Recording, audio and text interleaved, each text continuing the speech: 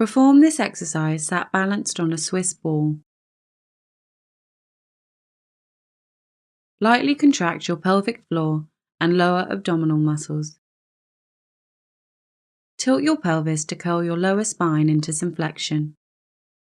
Hold this position before tilting your pelvis to arch your lower spine into some extension. Repeat these movements to perform this muscular control exercise. Ensure your torso, shoulders and your breathing stay relaxed throughout the exercise.